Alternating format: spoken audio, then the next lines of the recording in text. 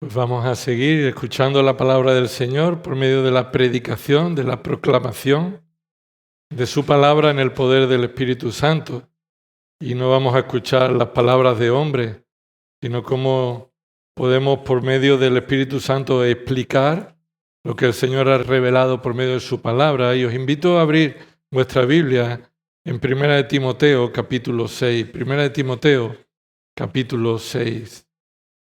Recordad que estamos estudiando versículo a versículo esta carta, 1 de Timoteo, y ahora en esta mañana continuaremos lo que empezamos el domingo pasado. 1 de Timoteo capítulo 6, vamos a tener la lectura del versículo 1 y 2. Todos los que están bajo yugo como esclavos, consideren a sus propios amos como dignos de todo honor, para que el nombre de Dios y nuestra doctrina no sean blasfemados. Y los que tienen amos que son creyentes, no les falten el respeto, porque son hermanos, sino sírvanles aún mejor, ya que son creyentes y amados los que se benefician de su servicio. Enseña y predica estos principios. Señor, ayúdanos, Padre, a entender tu palabra, comprenderla adecuadamente, Señor. Ayúdanos, Señor, también a poder, por medio de tu Espíritu Santo, aplicarla a nuestra vida. Señor, prepara nuestros corazones para reconocer a Cristo como Señor, para vivir vidas que muestren que Cristo es nuestro Señor. Señor, produce en nosotros el fruto de un corazón humillado, humilde, servicial. Que todo lo que hagamos, Señor, no sea para ser visto por los hombres, sino que lo hagamos para tu gloria, como para ti, como aquel que legítimamente lo merece. Gracias por la oportunidad de escuchar tu palabra y escudriñar y meditar en ella. Esto oramos en el nombre de Jesús. Amén. Como decíamos la semana pasada, comenzábamos con este curso de folk, de formación y orientación laboral al creyente. Y es lo más importante que una persona puede formarse. Dedicamos muchas horas. Si has estudiado, has dedicado muchas horas, algunos más, otros menos, depende hacia dónde o hasta dónde llegaste en tus estudios. Pero la mayoría de las personas dedican muchas horas, y me refiero a los jóvenes, desde que son pequeños, lo que más dedican su vida es a formarse para el trabajo. Es un problema y una tristeza cuando menospreciamos la formación espiritual, la voluntad de Dios para usar vidas no que favorezcan al sistema económico, cultural de la nación, sino que no estemos formando la vida de los pequeños y nosotros como adultos no estemos enfrentando la vida como extranjeros y peregrinos. Como Pedro se refería en su primera carta. Y eso implica que vivimos la vida en base a la ley de nuestro Señor, no en base a los principios de este mundo. Y Pablo le escribe a Timoteo, quien fue encomendado a pelear la buena batalla de la fe en esta iglesia cristiana, esta iglesia en la que Cristo es la cabeza, en la iglesia en la ciudad de Éfeso. Y Pablo tuvo que irse y dejar a Timoteo allí para irse a Macedonia.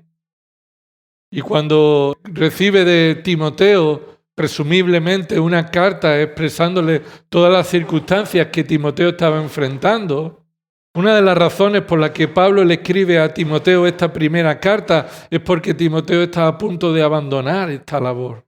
Porque el trabajo de luchar la batalla de la fe es ardua, es una labor difícil de enfrentar.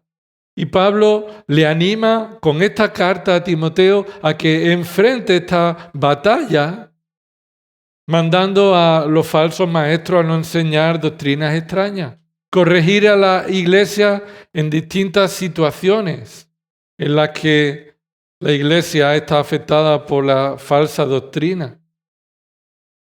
Muchos aspectos de la vida de la iglesia han afectado tanto a los ancianos que no deberían ser, como los diáconos que no deberían ser, como las viudas que no se deberían honrar, como mujeres que no deberían hablar, como hombres que deberían hablar pero con un corazón puro.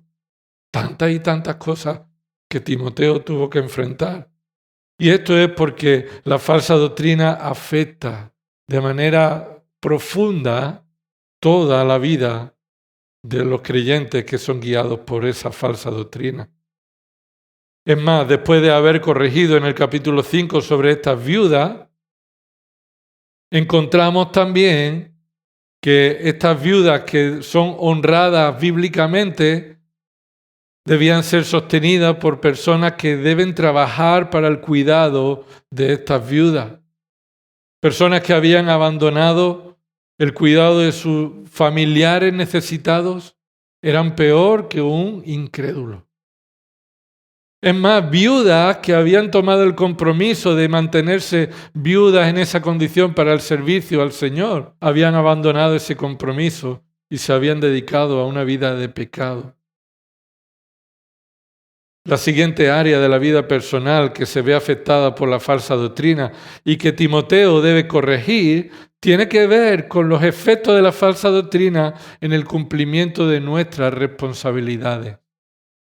Y ya vimos la semana pasada que comenzamos con una introducción sobre este tema, que Pablo le habla a Timoteo de cómo debe ser el testimonio de un creyente viviendo una vida piadosa y honrando a Dios en el trabajo.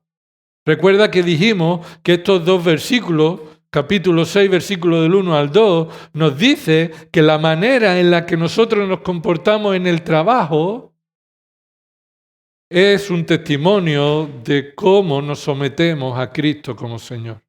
La manera en la que te muestras en tu trabajo es un testimonio de cómo te sometes a Cristo como Señor.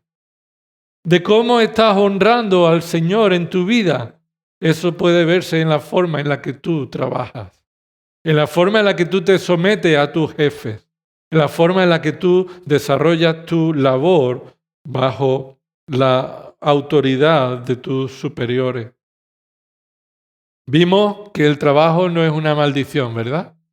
El trabajo es el propósito o uno de los propósitos por el cual Dios nos creó, para que podamos gobernar la tierra bajo el señorío de Cristo, bajo la autoridad del Trino Dios, y el trabajo formaba parte de la bendición de la creación. Dios lo creó todo y era perfecto en gran manera, incluido el trabajo.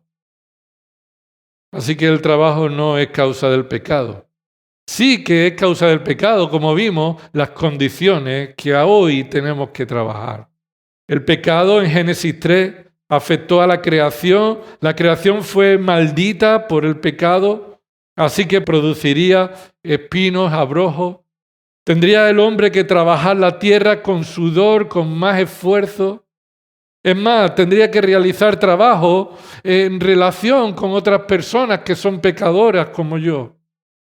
Y cada uno buscando sus intereses. Fijaos cómo cumplieron el trabajo conjunto Caín y Abel. El primer conflicto entre dos compañeros de trabajo se desarrolló y terminó en el asesinato, que sin duda tuvo relación con la forma en la que se acercaron a Dios adorando.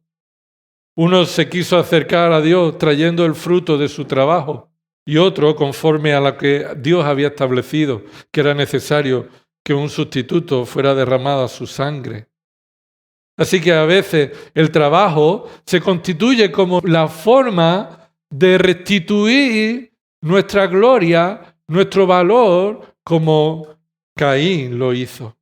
También vimos que Dios bendice a los creyentes y les da la capacidad de valorar el trabajo como lo que es, una bendición. Recuerda lo que leímos en Eclesiastés 2:24 y en Eclesiastés 5:19, que ahí el Señor le provee de capacidad al creyente para ver el trabajo como un gozo, una bendición y gozarse en el fruto de su trabajo.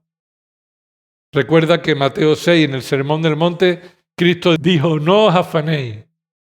¿Por qué? Porque debemos descansar en que el trabajo sería suficiente para ese día. Y no afanarnos en trabajar y trabajar para nosotros amontonar lo necesario para el día siguiente y para los años siguientes. Baste cada día su propio afán. No pretendas trabajar para los días que vienen. Pon el trabajo en su sitio que le corresponde. Por eso el Señor dice, buscad primeramente o prioritariamente el reino de Dios y su justicia. Es decir, conocer a Dios y vivir conforme a la voluntad de Dios, poner en práctica nuestros dones, formar a nuestros hijos, nuestra familia en sus necesidades espirituales antes que lo material. Antes que lo material. Ni se te ocurriría no proveerle de comida a tu familia para un día, ¿verdad? Pero pueden pasar los días en que no proveamos del alimento espiritual para nuestros familiares.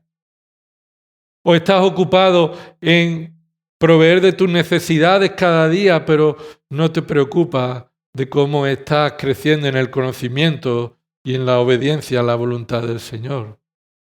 Alguna vez has escuchado esto, ¿no? Que debemos trabajar para vivir y no vivir para trabajar. Eso lo he escuchado yo en distintos trabajos donde he estado y siempre alguien decía eso. Es que debemos trabajar para vivir, trabajar lo justo para vivir y no vivir para el trabajo.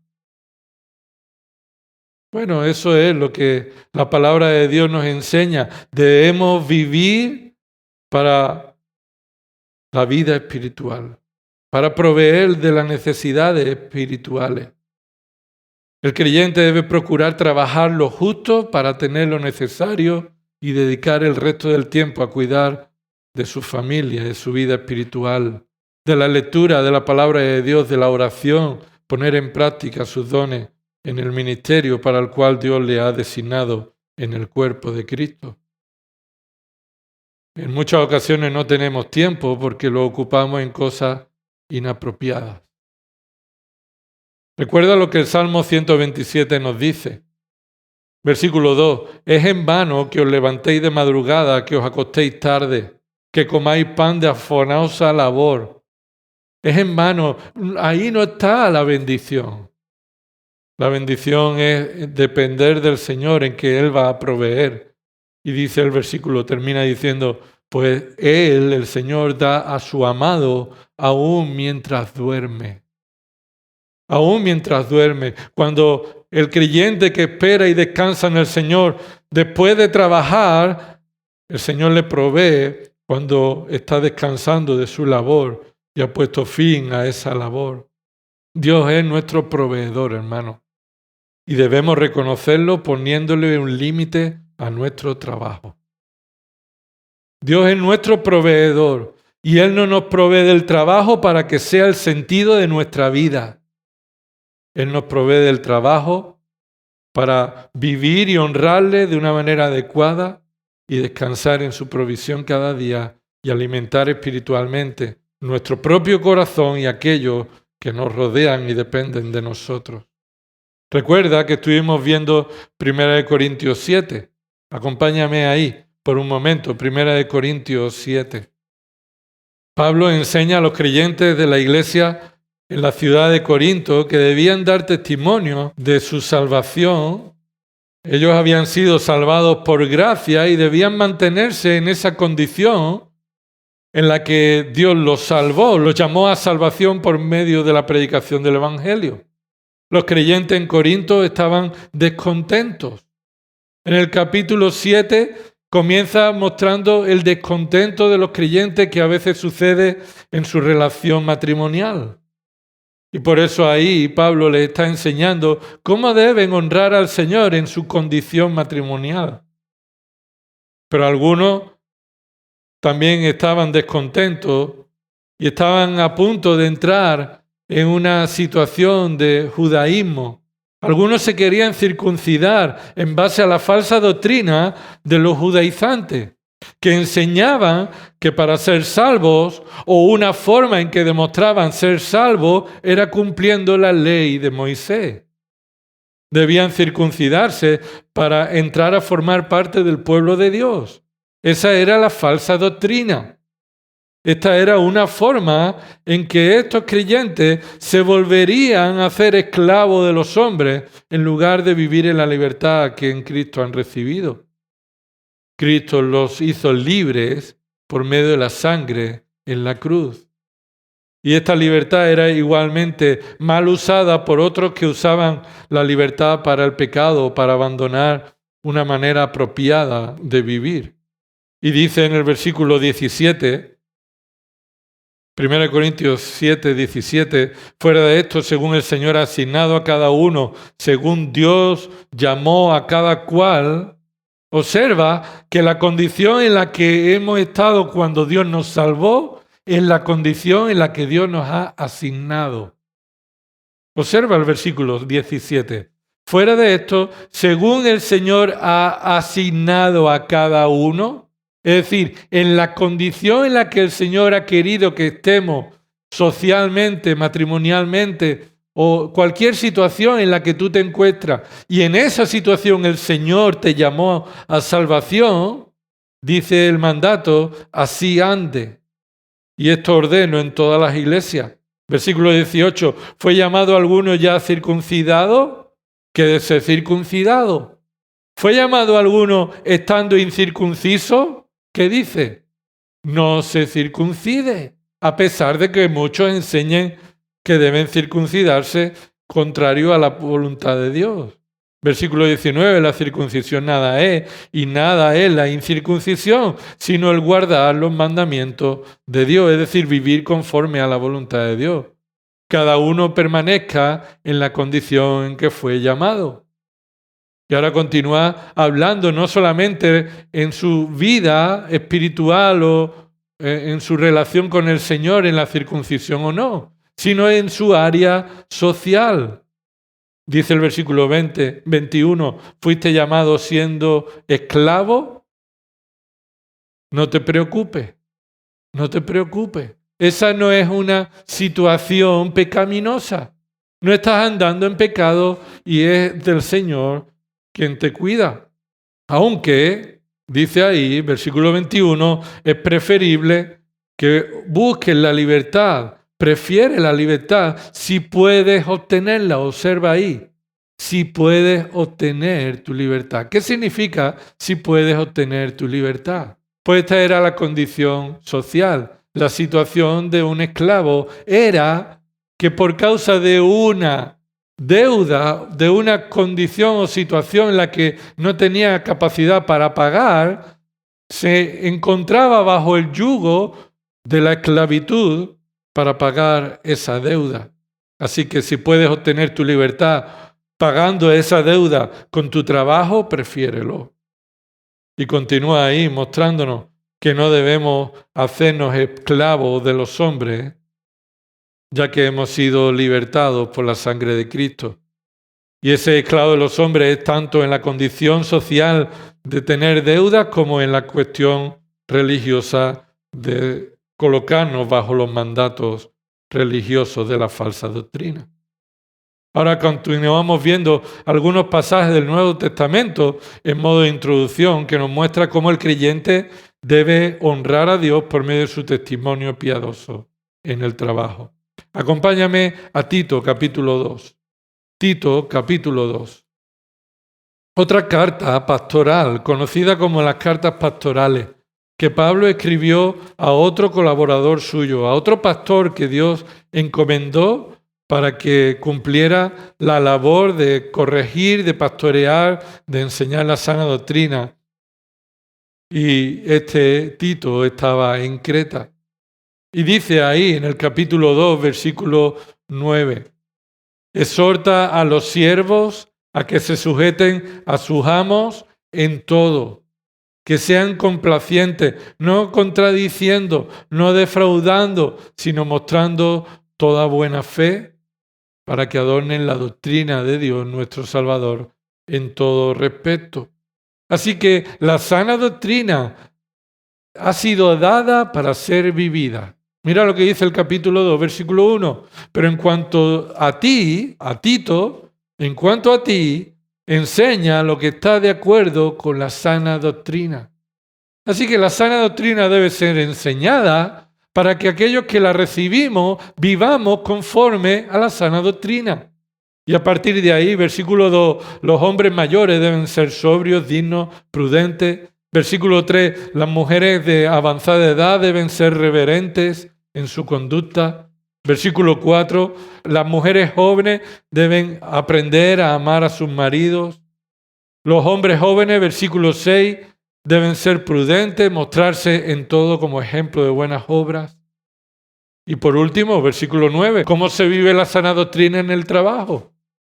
La sana doctrina en el trabajo se vive siendo siervos que estamos sujetos a amos en todo lo que ellos nos digan y ser complacentes y no contradiciendo, no llevando la contradicción, no defraudando, y esto siempre bajo la dirección que la palabra de Dios nos dice en Hechos 4, honrando, obedeciendo a Dios antes que a los hombres, por supuesto.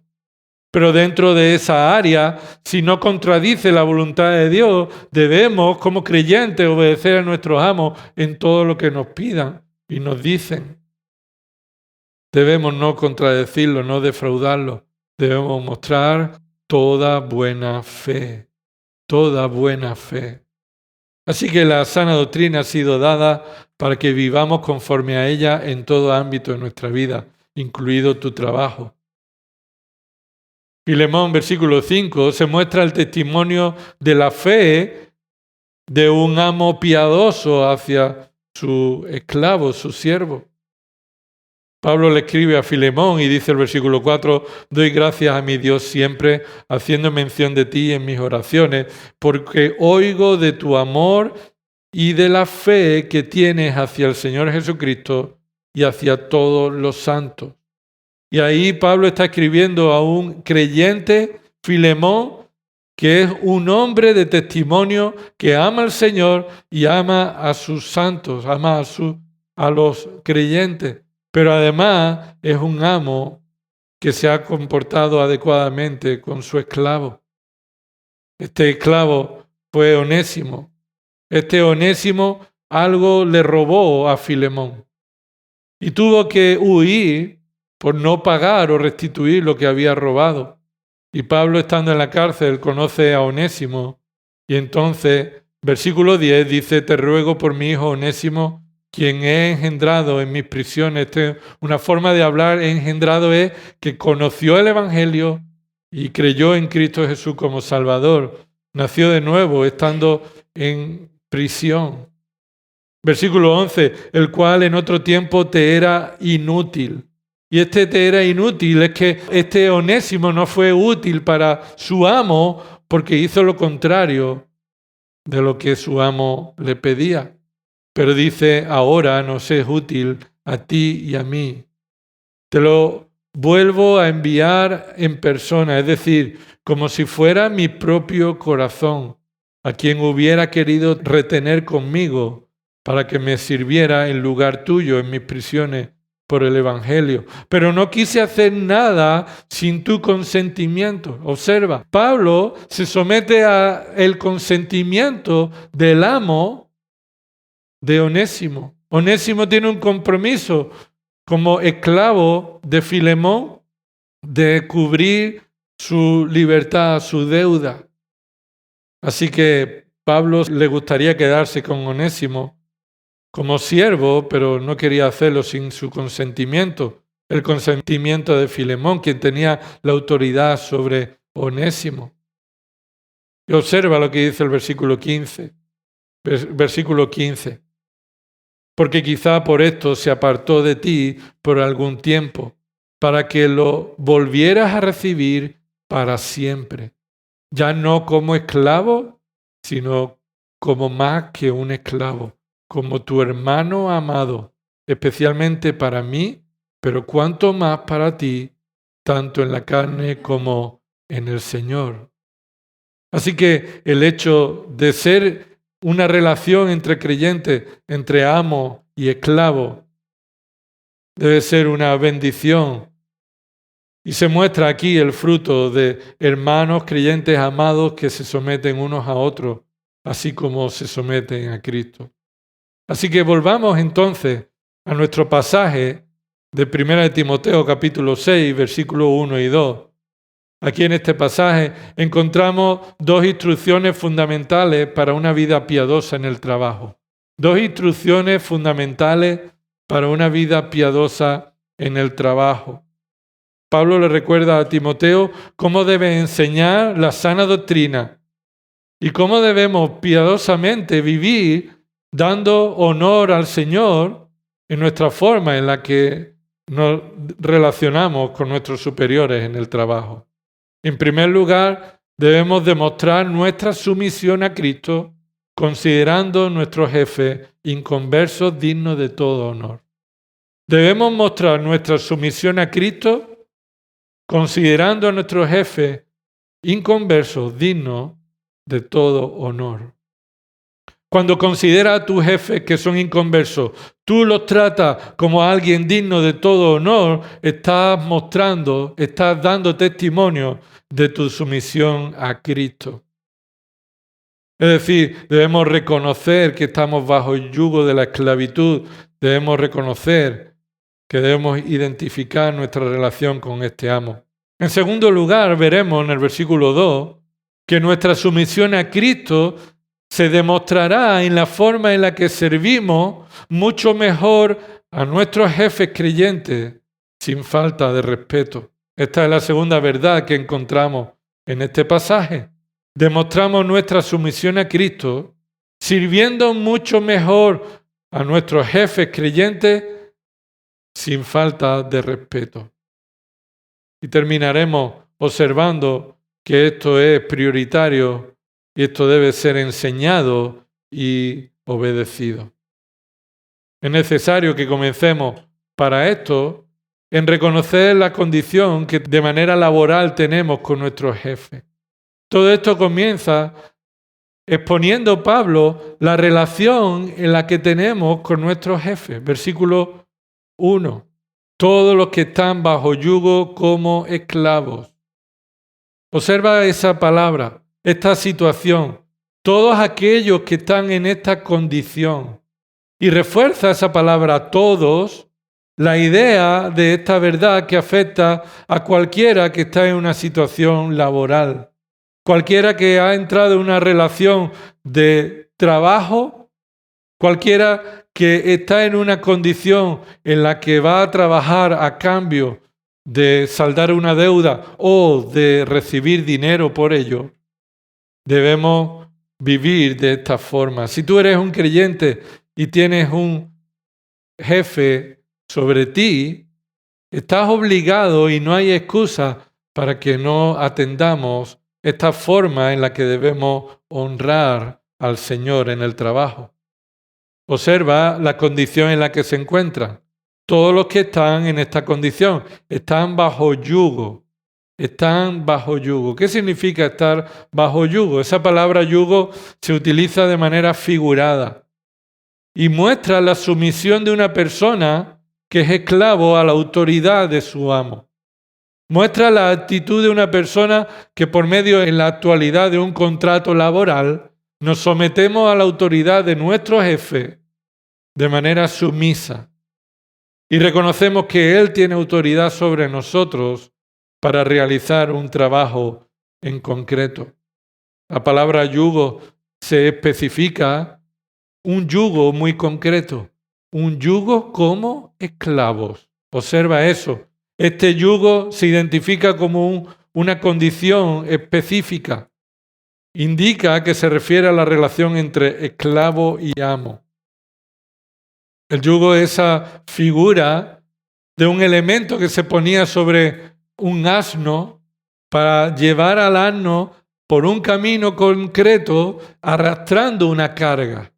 Así que el yugo no es una palabra adecuada para mostrar facilidad, placer. El yugo se nos muestra como una condición de trabajo, de esfuerzo, Ese yugo se utiliza de manera figurada para el trabajo laboral entre un trabajador y un jefe. Ya Cristo utilizó esta palabra yugo cuando Él dijo que mi yugo es fácil, ¿verdad? Mi yugo es fácil. Llevar la sumisión de Cristo es la situación más placentera y de mayor bendición. Mateo 11:29, Cristo manda a tomar su yugo. Se nos manda a que nos sometamos a su señorío, a su autoridad. Y Él dice que este yugo de Cristo significa aprender de Él, seguir sus directrices. Y esa directriz es de actuar con mansedumbre y humildad de corazón.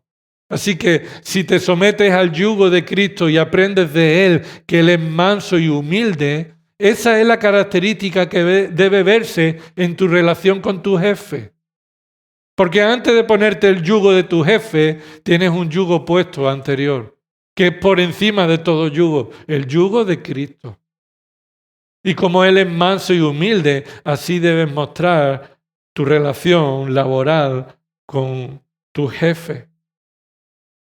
Mateo 11:30, Jesús dice que su yugo es fácil, que su carga es ligera, que por medio de someternos a su voluntad, Él nos capacita para obedecerle en todo de una manera agradable. Hallaremos descanso para el alma cuando nos sometamos al yugo de Cristo.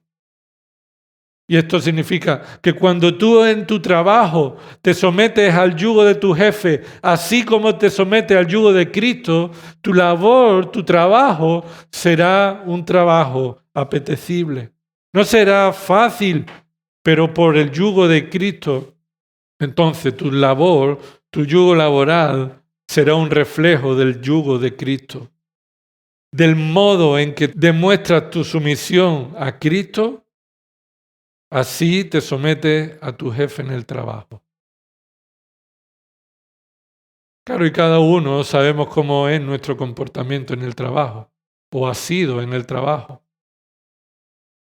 De una manera parecida, yo recuerdo cuando era pequeño y todavía el Señor no me había salvado, pero yo vivía como un creyente, pero sin ser salvo. Me identificaba como un creyente, pero en realidad no era creyente. Tenía unas costumbres de creyente, criado en una familia creyente, pero no era creyente de verdad. Dios no me había salvado. Pero yo sabía dónde estaban las incongruencias que había en mi vida.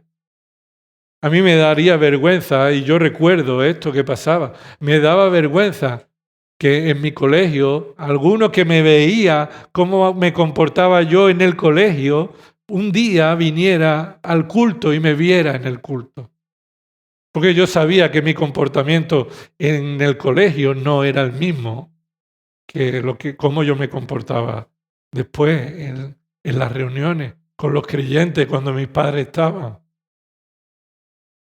¿Es esta la forma en la que te agradaría que tu jefe, tus compañeros estuvieran aquí ahora?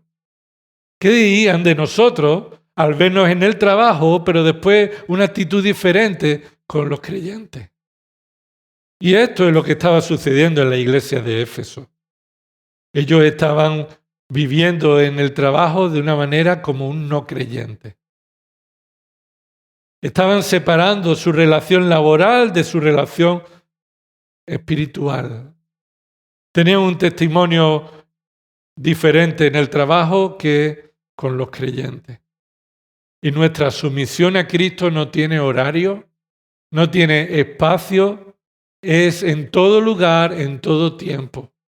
Y eso incluye nuestra relación laboral. El yugo de Cristo está por encima y es prioritario a cualquier otro yugo.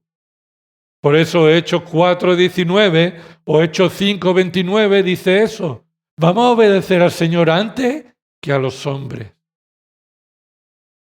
Si estás convencido de esto, que vas a obedecer al Señor antes que a los hombres, el Señor nos manda a que nos sometamos a nuestro jefe.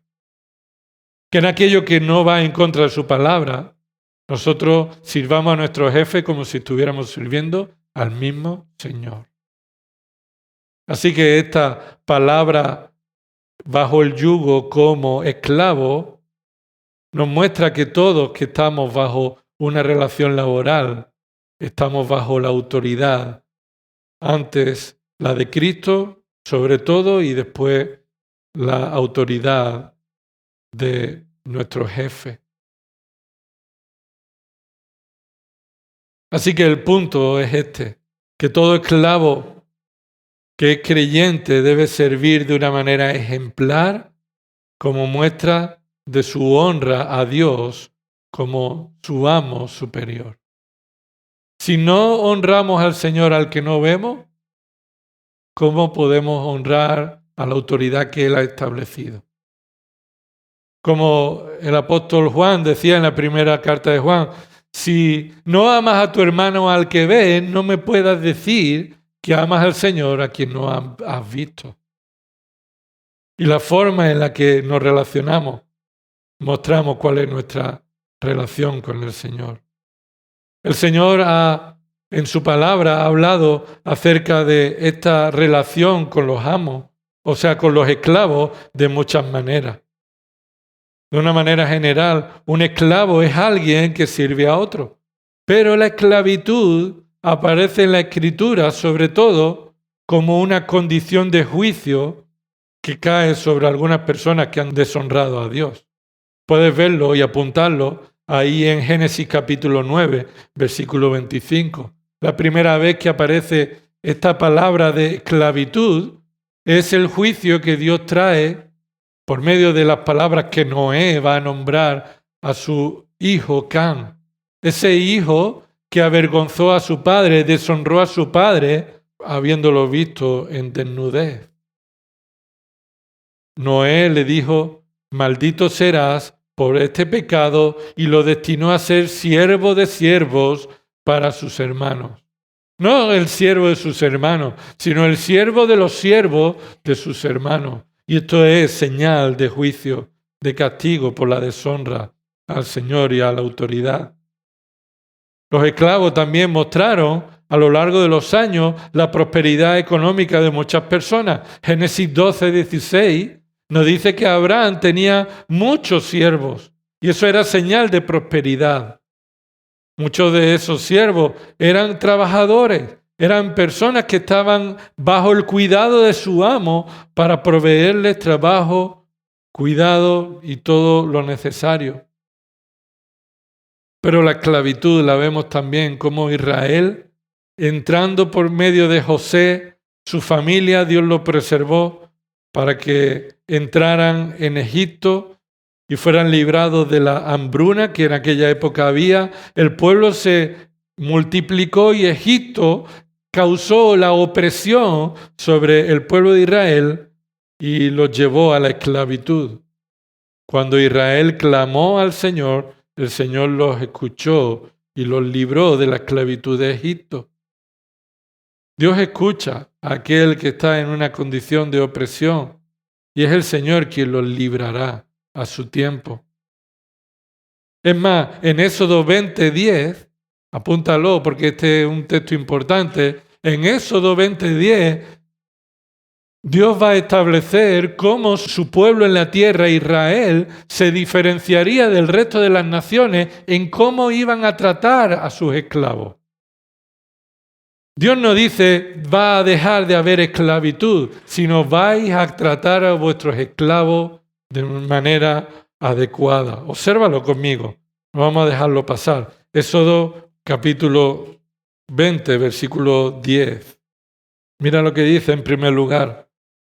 Versículo 9, 6 días trabajarás y harás toda tu obra, mas el séptimo día es día de reposo para el Señor tu Dios. No harás en él obra alguna. Tú, ni tu hijo, ni tu hija, observa, ni tu siervo. Es decir, Dios va a hacer que Israel sea un pueblo diferente, estableciendo el descanso para el trabajo de todo Israel, incluido de sus siervos. ¿Por qué? Porque Dios les daría la provisión necesaria para ese día. Ni los siervos trabajarían. Dios cuidaría el descanso, establecería el descanso incluido para los esclavos. Observa lo que dice en el versículo 17. No codiciarás la casa de tu prójimo, ni codiciarás la mujer de tu prójimo. Y dice, ni su siervo, ni su sierva, ni su buey, ni su asno, ni nada que sea de tu prójimo. Dios está estableciendo su ley para hacer que Israel sea un pueblo diferente y establece que los esclavos no serían objeto de codicia. Y los esclavos están protegidos por la palabra de Dios para que ellos no sean tratados como mercancía. Para que ellos no sean tratados como mercancía. Míralo en el capítulo 21, versículos 1 y 2. Estas son las ordenanzas que pondrá delante de ellos. Si compras un siervo hebreo, te servirá 6 años. Esta palabra, si compra un siervo hebreo, es porque hay un siervo que tiene una deuda sobre él y tú vas a comprar el siervo pagando la deuda que ese siervo tiene. Ese siervo tiene un precio porque ese siervo hay una deuda sobre él. Tú vas a pagar esa deuda, vas a tener a ese siervo trabajando para devolverte la deuda. Pero hay un límite. Mira lo que dice el versículo 2. Si compras un siervo hebreo, te servirá 6 años, pero el 7º saldrá libre sin pagar nada. Así que hay un límite. Dios establece un límite para esta relación entre la esclavitud y aquel que lo compra para que trabaje en su campo, a su servicio. Por eso el Señor establece que el amo debía cuidar y proteger también a las mujeres esclavas. Versículo 7. Si alguno vende a su hija por sierva, ella no saldrá libre como salen los siervos. Si ella no agrada a su amo, que la había destinado para sí, permitirá que sea redimida, pero no podrá venderla a un pueblo extranjero por haberla tratado con engaño. Es decir, el Señor está cuidando a las mujeres para que ellas en su condición puedan ser cuidadas, protegidas, incluso del engaño de aquellos que parecían ser sus amos para su cuidado. Observa el capítulo 21, versículo 20. Si alguno hiere a su siervo o a su sierva con una vara y muere bajo su mano, será castigado, es decir, recibirá la venganza por haber matado a su siervo.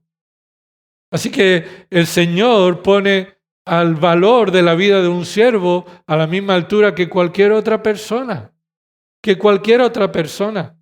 Así que maltratar con crueldad y llevarlo hasta la muerte a un siervo traería la venganza sobre aquel amo que lo maltrató.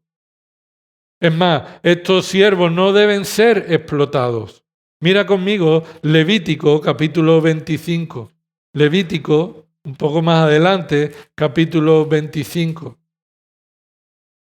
Levítico 25, versículo 39.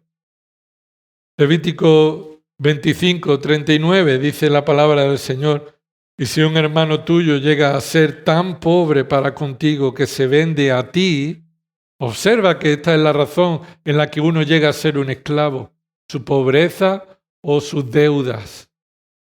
Y observa lo que dice: ¿no lo someterás a trabajo de esclavo? Estará contigo como jornalero, como si fuera un peregrino. Él servirá contigo hasta el año de jubileo. Ese es el año de liberación, el año en el que será liberado. Los demás siervos, claro que tendrían que trabajar, y se refiere a siervos de otras naciones que no pertenecen al pueblo de Israel y podrán ser liberados cuando ellos cumplan con su labor. Y esto es lo que la palabra del Señor nos enseña, que la servidumbre en ocasiones ha sido usado por Dios para llevar al castigo a alguien que ha deshonrado a su padre o ha deshonrado al Señor, para llevar a Israel a Siria y a Babilonia como esclavo por su rebeldía a Dios, pero la servidumbre ha sido la oportunidad en la que Dios ha mostrado su gloria. Obsérvalo en Génesis capítulo 39. Génesis capítulo 39. Dios trae una situación de esclavitud a la vida de José. ¿Recuerda? La vida de José, un hermano vendido por sus hermanos a la esclavitud. Y dice el capítulo 39, cuando José fue llevado a Egipto, Potifar, oficial egipcio de Faraón, capitán de la guardia, lo compró a los ismaelitas que lo habían llevado allá. Y observa, dice, versículo 2, y el Señor estaba con José. Entonces, ¿es incongruente que el Señor esté contigo mientras tú eres un esclavo? No sería lo que yo esperaría, que si el Señor está conmigo, me vendan como esclavo.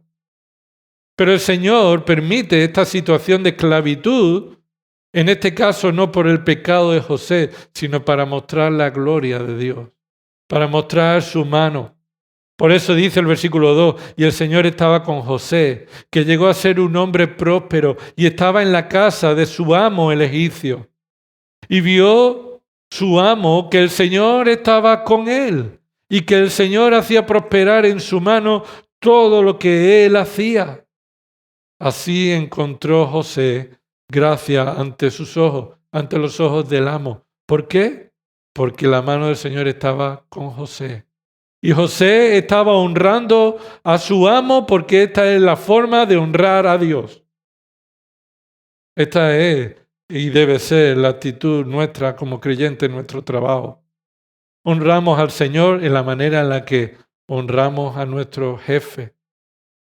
Y observa el versículo 4, y así encontró José gracia ante sus ojos y llegó a ser su siervo personal.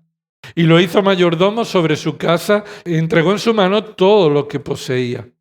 Y sucedió que desde el tiempo que lo hizo mayordomo sobre su casa y sobre todo lo que poseía, el Señor lo bendijo. El Señor bendijo la casa del egipcio por causa de José, y la bendición del Señor estaba sobre todo lo que poseía en la casa y en el campo.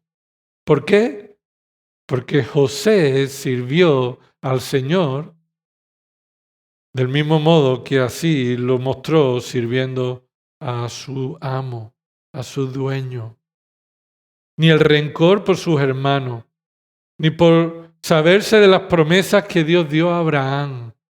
No hubo nada en el corazón de José que le impidiera honrar a su amo, como así estaba honrando al Señor. Así debe ser nuestra actitud, hermano.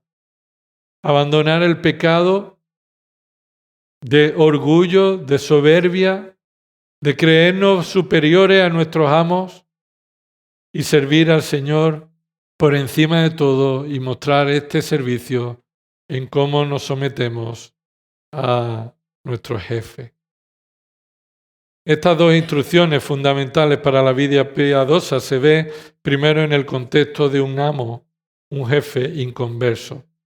Entonces, ¿cómo debe ser nuestro testimonio cuando tenemos un jefe inconverso? Este es el primer contexto. Debemos honrar al Señor, mostrar nuestra sumisión al Señor por medio de honrar o considerar a nuestro jefe inconverso digno de todo honor, merecedor de todo nuestro trabajo. Observa que el mandato en 1 Timoteo 6, versículo 1, el mandato es consideren.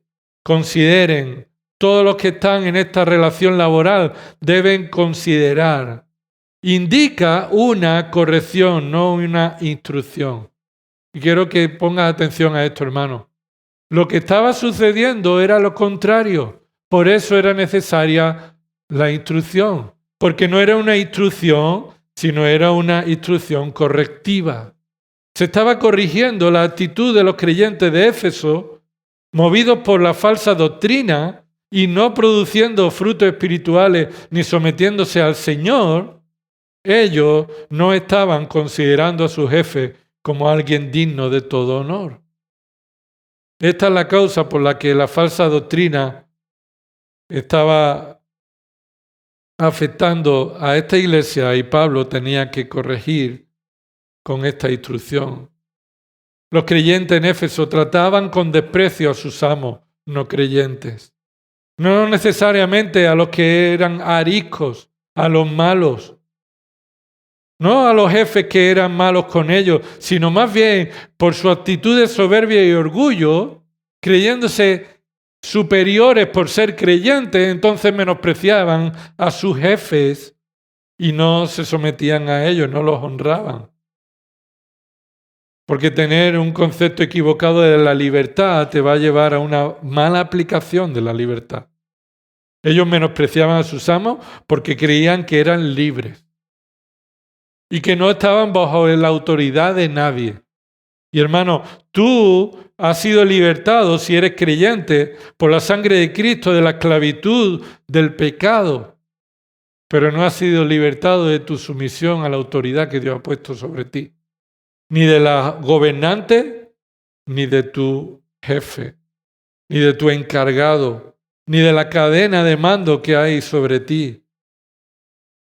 Precisamente Pedro enseña esto, que los creyentes deben mantener un testimonio honroso incluso sobre amos que son malos. Claro, uno diría, yo es que no puedo aguantar a mi jefe porque no veas tú cómo es. Vamos a ver qué dice Pedro con esto. Acompáñame, Primera de Pedro, capítulo 2. ¿Qué hacemos cuando un jefe es malo? Obsérvalo ahí, Primera de Pedro, capítulo 2.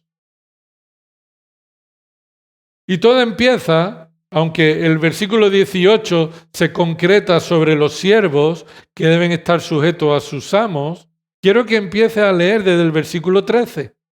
Observa el versículo 13.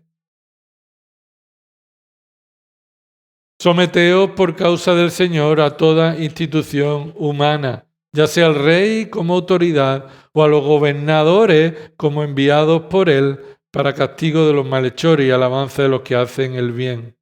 Es decir, por causa del Señor o para el testimonio del Señor, la voluntad del Señor es que ¿qué? Nos sometamos voluntariamente para honrar al Señor. Y esto es bajo toda institución humana, bajo toda autoridad, bajo todo gobernante. Esta es la voluntad de Dios. ¿Cuál es? Versículo 15, la voluntad de Dios. Que haciendo bien hagáis enmudecer la ignorancia de los hombres insensatos. Que muchas personas que hablan mal de vosotros los calléis haciendo el bien, haciendo la voluntad de Dios. Los creyentes eran acusados en esta época por ser rebeldes a la autoridad establecida. Decían que como no adoraban a César, entonces se oponían a la autoridad de César. Como no adoraban a César, sino a Dios, entonces eran personas rebeldes que había que oprimirlas, personas que no se sometían a la autoridad, porque ellos decían que su autoridad es Cristo. Y eso queda muy espiritual, muy bonito. Mi autoridad es Cristo, pero Cristo ha establecido que nosotros nos sometamos también a la autoridad que Dios ha establecido en la tierra. Por eso dice el versículo 16, andad como libres, pero no usando la libertad como pretexto para la maldad. En eso está incluido nuestra deshonra o nuestra falta de sumisión a la autoridad que Dios ha establecido. Si eres un hijo, la autoridad que Dios ha establecido son tus padres. Y si te rebelas a la autoridad que Dios ha establecido sobre ti, que son tus padres, te estás rebelando contra Dios. Si eres un hombre o una mujer que está trabajando, te tienes que someter a la autoridad de tu jefe.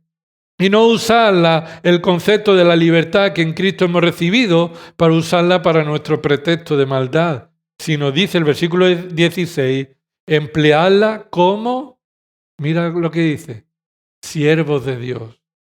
Así que sois libres, pero estáis bajo la esclavitud de Cristo. Y bajo la esclavitud de Cristo debéis usar la libertad que el Señor os da, no para estar en la esclavitud de vuestro pecado, sino para que ahora, libres del pecado, podamos vivir para la justicia de Dios, sometiéndonos al Señor. Por eso termina diciendo, versículo 17, honrad a todos, amad a los hermanos, temed a Dios, honrad al Rey. Y no debemos separarlo. Continúa el versículo 18, siervos, estad sujetos a vuestros amos. ¿Por qué es importante esto? Porque había llegado la idea de que toda esclavitud era mala y la esclavitud, ser siervo, ser esclavo, un creyente debía luchar contra este sistema de opresión. Y la manera en la que luchaban con este sistema de opresión, mal enseñado, era que si eras creyente, debías rebelarte contra tu amo porque Cristo es tu amo. La palabra de Dios dice no.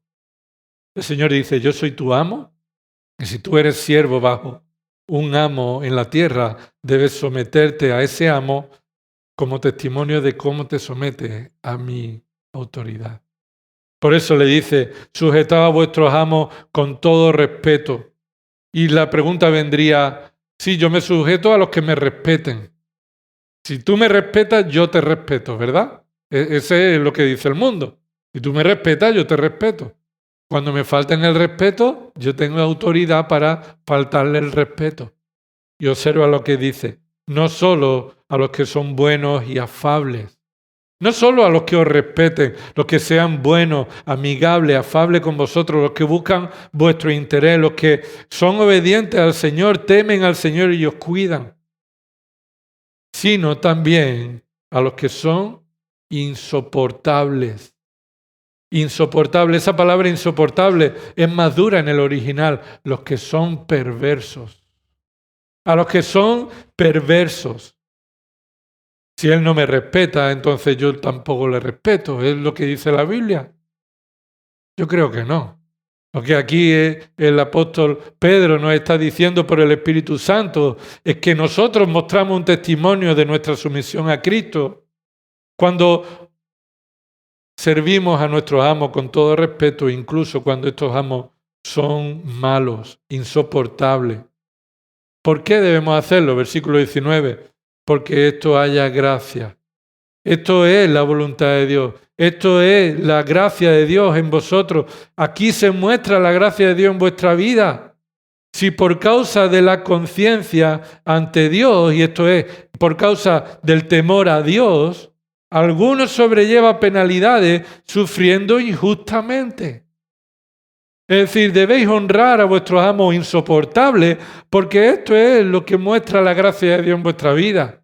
Que estáis sufriendo injustamente, pero vosotros os mantenéis por temor al Señor en obediencia, en fidelidad. Versículo 20 continúa diciendo, pues, ¿qué mérito hay si cuando pecáis sois tratados con severidad y lo soportáis con paciencia? Y este versículo a veces se aísla del contexto del amo y de los esclavos, pero está ahí en esa relación. Entonces, ¿qué mérito hay si sufrimos y soportamos con paciencia ese maltrato por resultado de nuestro pecado? Ahora, versículo 20, mitad. Pero si cuando hacéis lo bueno, y lo bueno en este contexto es respetar a los amos,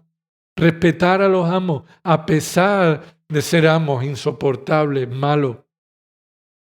Si hacéis lo bueno, sufrís por ello y lo soportáis con paciencia, esto haya gracia con Dios. Esto es valorado por Dios como su voluntad agradable. Esto es testificar de la gracia de Dios en nuestra vida. Porque por estos propósitos habéis sido llamados. Pues también Cristo sufrió por nosotros, dejándonos ejemplo para que sigáis sus pisadas, el cual no cometió pecado ni engaño alguno se halló en su boca, y quien cuando le ultrajaban, es decir, los que estaban sobre su autoridad le ultrajaban, él ¿cómo respondía? Dice ahí el texto, no respondía ultrajando. Bueno, yo respeto cuando me respeten. Si me falta el respeto, entonces ya yo me tengo que defender. Porque yo tengo que cuidar mi honor. No, la palabra de Dios dice que Cristo fue para nosotros un ejemplo para andar en sus pisadas, que cuando Él fue ultrajado, no respondió ultrajando. Cuando padecía, no amenazaba, Tenía autoridad Cristo para amenazar, ¿verdad? Tú no sabes con quién estás hablando. Él se cayó. Él, mira lo que dice, sino que se encomendaba a aquel que juzga con justicia. Señor, tú sabes mi condición. Tú sabes el jefe cómo me está haciendo pasar. Ayúdame a seguir honrándote, mostrando honra a Él.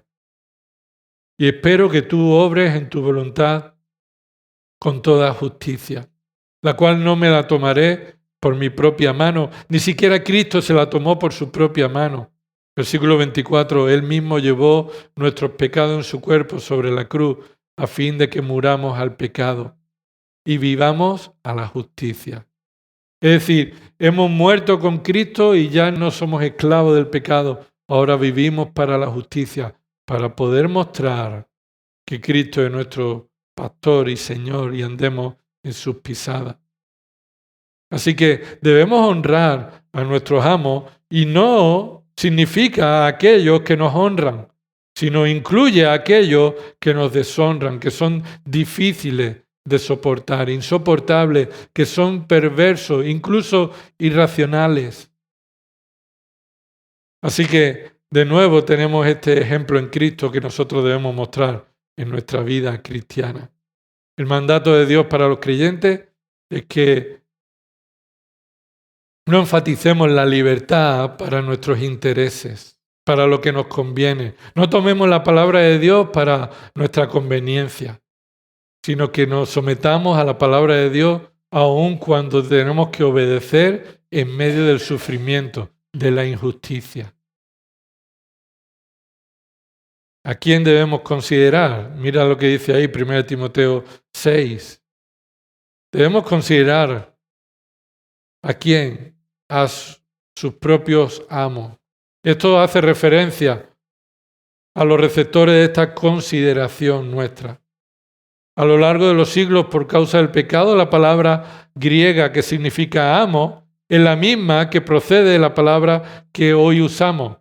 La palabra amo aquí en el versículo 1 de 1 Timoteo 6 es la palabra déspota. Y sabéis lo que significa hoy día un déspota, ¿verdad? Alguien que usa su autoridad superior para aplicarla con fuerza o poder y abusar de los demás. Un déspota. Ahora, el significado real de la palabra representa a Dios. Escucha bien esto. Un amo no es un déspota en el sentido que la palabra déspota tiene. Un amo representa especialmente a Dios, quien tiene la autoridad. Alguien que tiene la autoridad en su perfección, Él tiene autoridad suprema sobre todo. La palabra amo indica principalmente y se usa principalmente hacia Dios.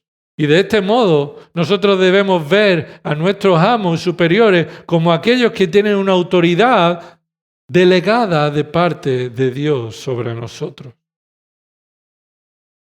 La lucha de clase, la injusticia en las condiciones de trabajo, los abusos de los trabajadores, indica que el área laboral siempre es una situación irreconciliable.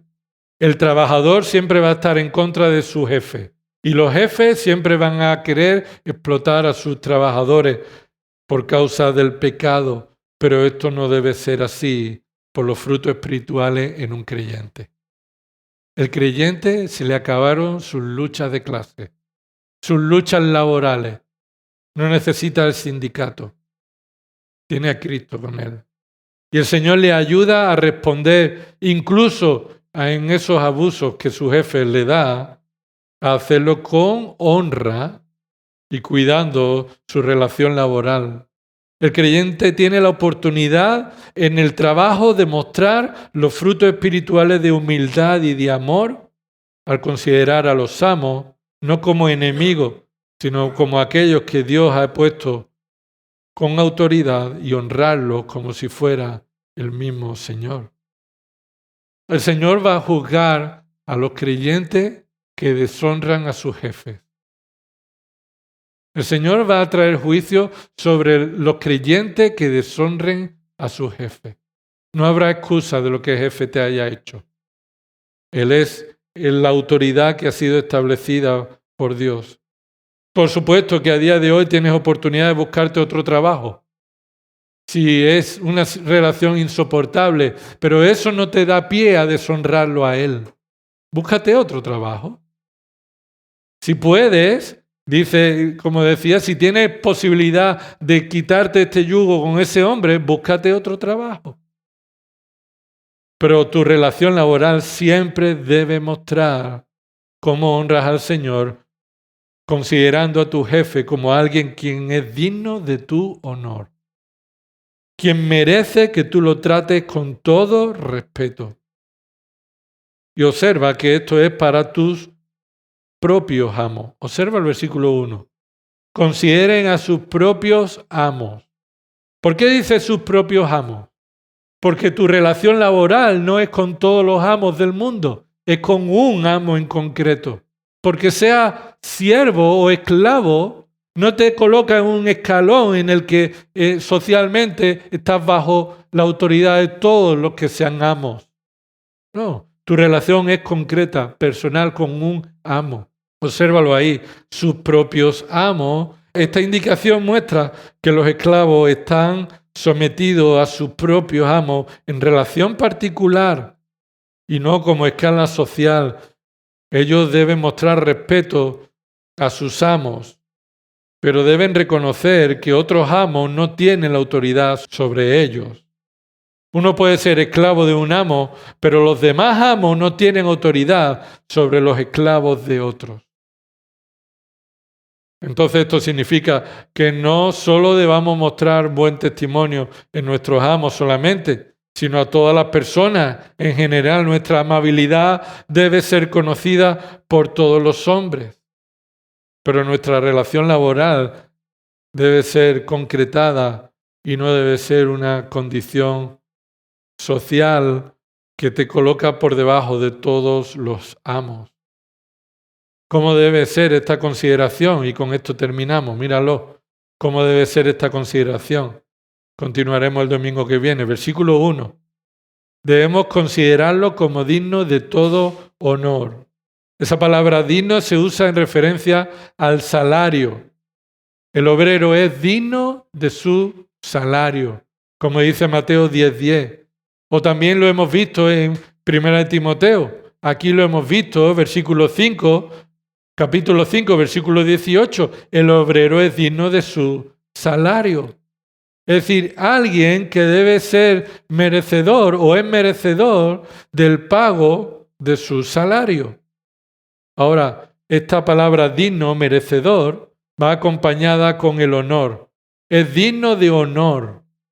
Así que aquí no se está refiriendo que el esclavo debe considerar a su amo como digno del salario, eso lo dirá en otro momento, sino que como aquel que es merecedor del respeto, del honor, de considerarlo como nuestro amo, debemos someternos a él con toda humildad.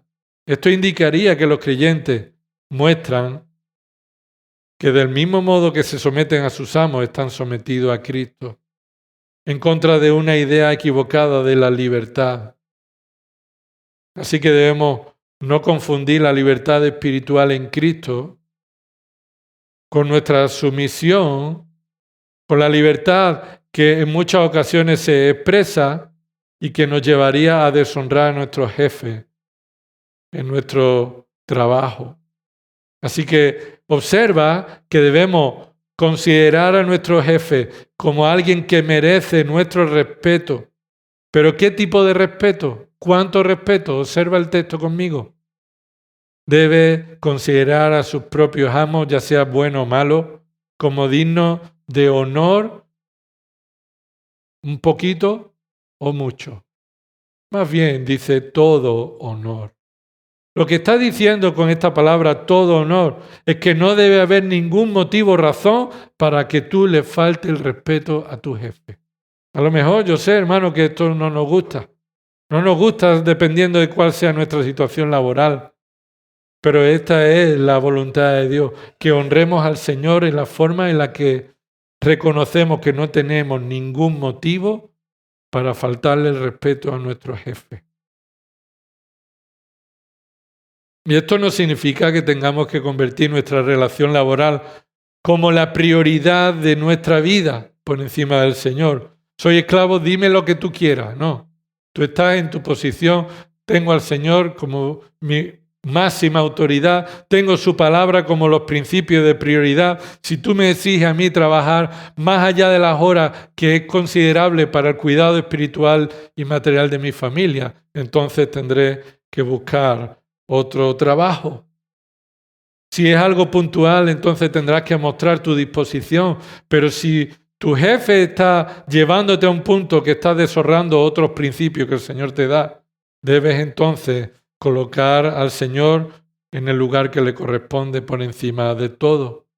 Así que la prioridad de servir al Señor está por encima del trabajo laborioso. Debes servir al Señor más y por encima que tu trabajo para satisfacer tus necesidades o la exigencia de un jefe opresor o que te demanda muchas horas en el trabajo. Pero es que no tengo nada. Bueno, el Señor proveerá. El Señor proveerá. No falte el respeto, pero si tiene oportunidad y otro trabajo te permite poner las cosas en el orden en el que Dios las establece, busca otro trabajo. Los creyentes somos llamados a considerar a los amos como dignos de todo honor, todo respeto, toda consideración, de tal forma que es la manera en la que mostramos a Dios como nuestro Señor. Vamos a orar. Señor, perdona nuestros pecados. Señor, nuestro orgullo, nuestra forma de tratar nuestra relación laboral como algo que posiblemente esté al margen de nuestra vida espiritual. Señor, y tú nos estás enseñando la importancia de cómo debemos relacionarnos con nuestros jefes, con nuestros compañeros, con nuestros superiores, con nuestros gobernantes, con la autoridad que tú has puesto sobre nosotros, incluso cómo debemos relacionarnos con nuestros padres o con el nivel de iglesia, Señor. Queremos pedirte que nos ayudes, Señor, a honrarte a ti y por medio de la honra que te tenemos, Señor, en dependencia de tu gracia, respetar a nuestros jefes, Señor, honrarlos, considerarlos, respetarlos. Te pedimos perdón cuando nos colocamos en luchas de clase, en luchas de hombres, Señor, procurando buscar la justicia en este mundo por encima de todo. Señor, ayúdanos a descansar en tu justo juicio que vendrá a su tiempo. Encomendar a ti toda lucha difícil en el trabajo. Señor, y que esto no impida que suframos con perseverancia, respetando a nuestros jefes que son difíciles de soportar. Gracias porque tu yugo es fácil. Gracias, Señor, porque tú nos provees de la gracia suficiente para honrarte en el trabajo. Señor, ayúdanos a seguir profundizando en el temor de ti, en tu palabra, Señor, para que toda área de nuestra vida te honre. A ti sea la gloria en el nombre de Jesús. Amén.